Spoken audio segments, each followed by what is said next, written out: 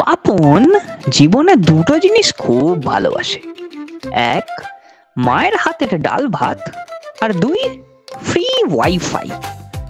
পাড়ায় হঠাৎ একদিন নতুন ওয়াইফাই এলো, নাম আই লাভ ইউ, পাসওয়ার্ড লাগে না। বাপন তো স্বর্গে উঠলো। দিন রাত নেটফ্লিক্স, রিলস, ফ্রি ফায়ার আর পাবজি সব চলছে ঝড়। কিন্তু সমস্যা একটাই, ওয়াইফাইটা রাত 10টার পর ভীষণ স্লো হয়ে যায়। বাপন ভাবলো নিশ্চয়ই প্রেমে পড়েছে। পরদিন সে পাড়ার সবাইকে সন্দেহ করতে লাগলো। চা দোকানের মিঠুদা, টিউশন পড়ুয়া পোপাই, এমনকি 60 বছরের গুরুদাস কাকুকেও ছাড়লো না সে।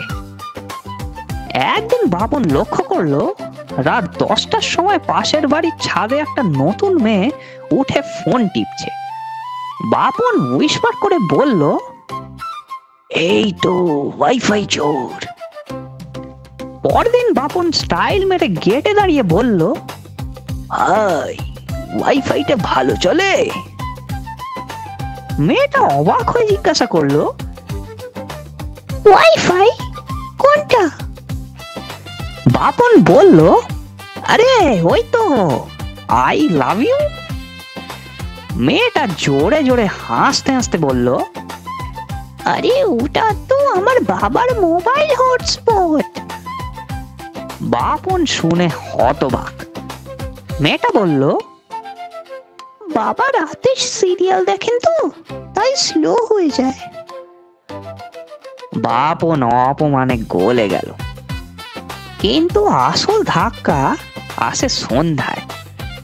বাপনের বাবা গম্ভীর মুখে এসে বলে, শোন, আজ থেকে আমাদের ওয়াইফাই এর নাম হবে পাসওয়ার্ড দেব না।